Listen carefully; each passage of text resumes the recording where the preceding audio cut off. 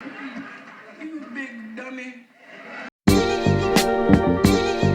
Alright guys, today's topic, we're going to go over first take analyst for ESPN, Kendrick Perkins, former NBA center for the Oklahoma City Thunder. You possibly remember him from that, and of course the Boston Celtics over their championship run back in '08.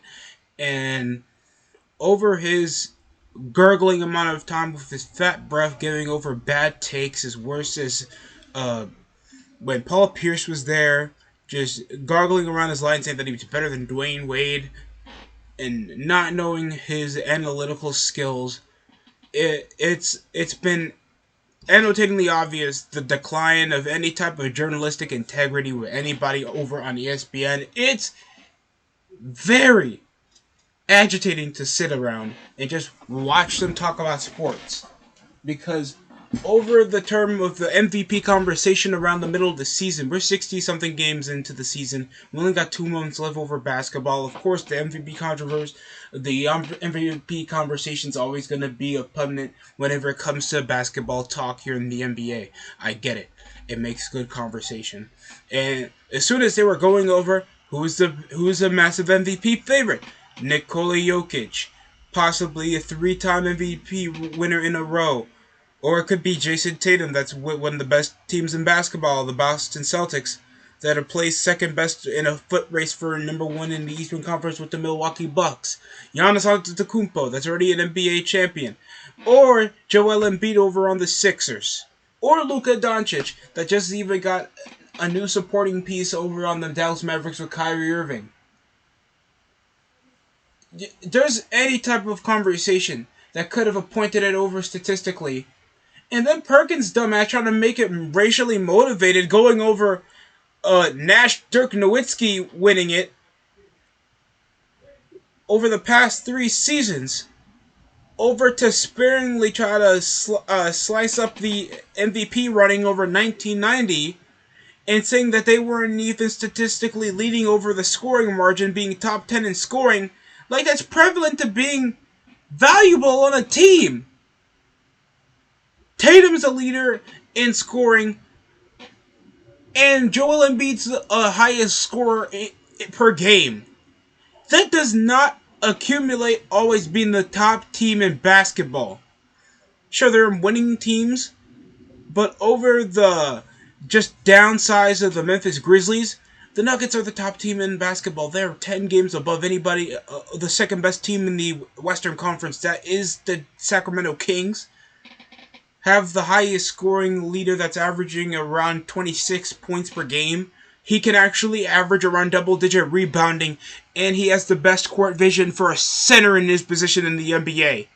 He's doing stuff that not even any DeMarcus Cousins in his prime or Anthony Davis in his prime could actually do. So I don't even get the mental fortitude they even had Kendrick Perkins going over that. And there's always been racial or political motivation over an ESPN whenever it comes to the journalistic integrity, and not being like, hey, maybe there's something that he brings up. Let me just bring up some highlights to show what Nikola Jokic could do on the floor that's possibly different from how Jason Tatum scores. And Jason Tatum, he affects the game a lot more differently, offensively wise. He can also get there on the block. Very good over as a wing, spread us out even over the floor, and just a lot more depth to move around pieces so he doesn't always have to shoot the ball. The Celtics are a very great team, but how Nikola Jokic plays gets everybody involved. And possibility of him even winning is still not set in stone, because there's still got a lot of productive guys that are playing great basketball that are impacting over their team. And most of these players that are over in the league MVP running are championship contenders.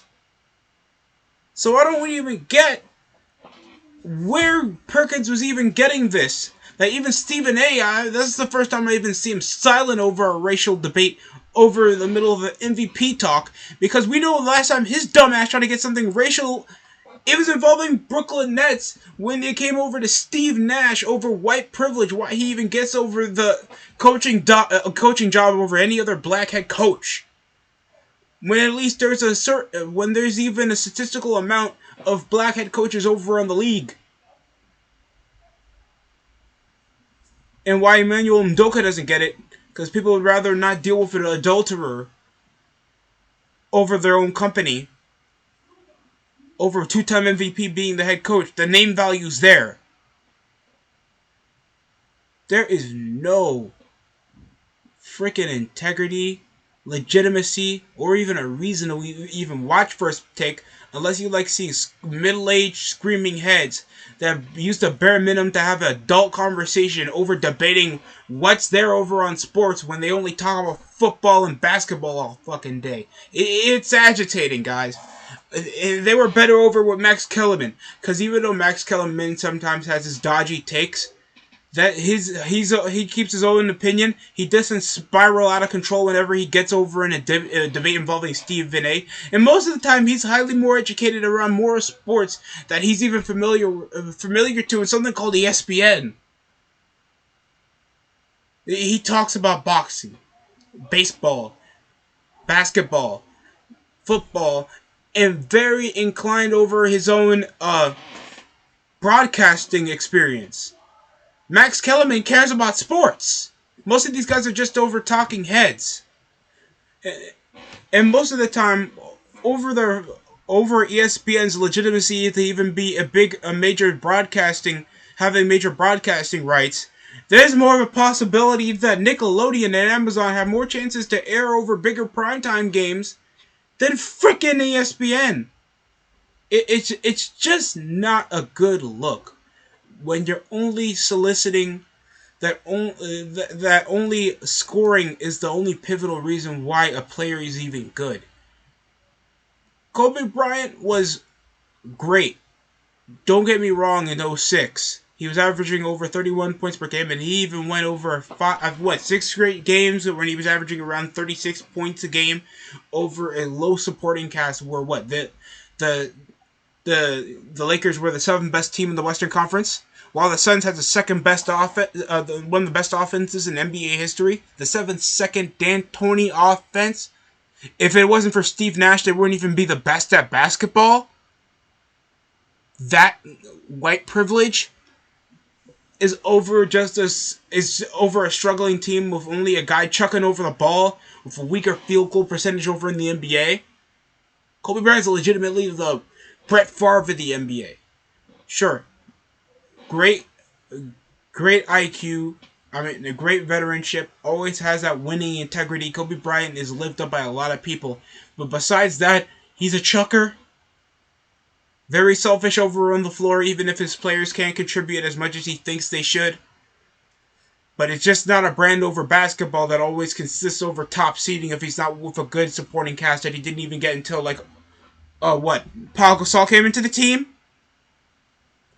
So don't you dare try to push over any type of racial bias when you're neglecting that the league MVP out of Magic Johnson wasn't even a top 10 scorer over his 3 MVP reigns.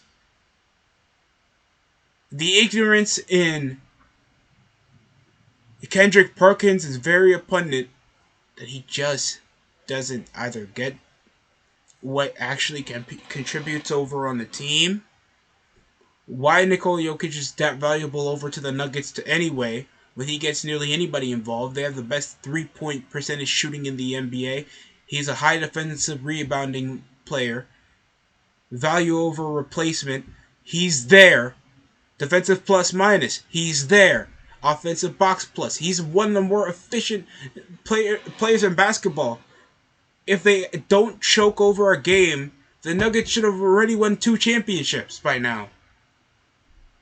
But that's just over but over most statistical margins that come over involving winning, defensive pressure and efficiency. Nikola Jokic is literally one of the major favorites to possibly win 3 MVPs, coming over a second round pick, and he's doing so much over to contribute for a team. That's a small market like the Nuggets with such an in-depth, rotation and supporting cast that nearly anybody can have a great night. With KCP, Jamal Murray, Aaron Gordon, Bones,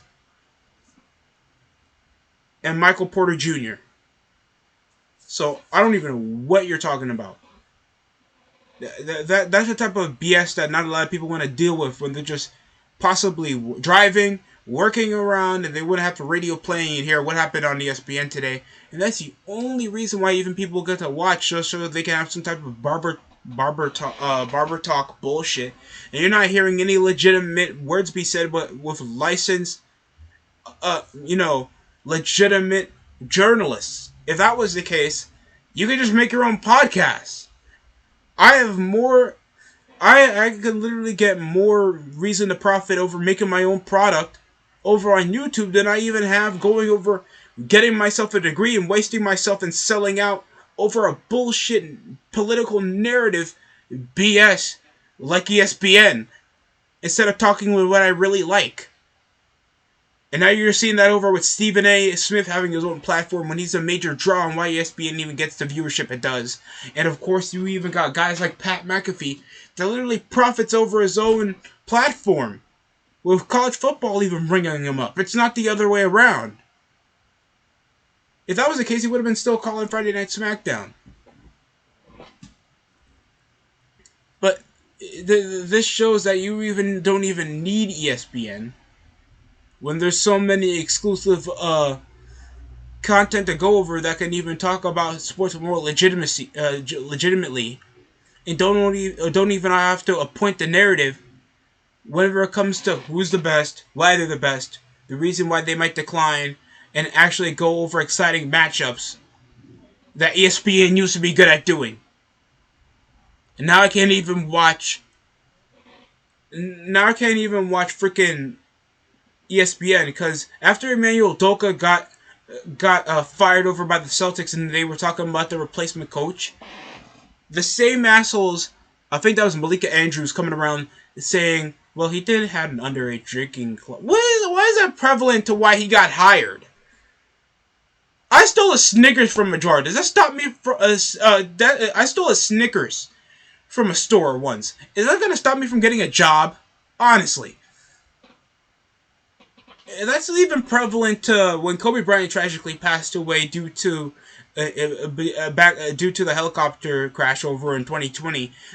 Some dickheads still think it's still prevalent to bring over the accusation that he was inappropriately with a white lady around '04. People are not perfect. ESPN will never be perfect. And Kendrick Perkins, I hope you learn from your mistakes. Because I was even contemplating saying, don't give him pay, suspend him. But, bro, you just need, like, more education whenever it comes to being a journalist. Playing over to the neutral position. And your fat, gruffy, obese, Henny Kratos-looking ass can actually learn something from this. Thanks for watching the DST show. Like, comment, subscribe. I'm going to take an aspirin.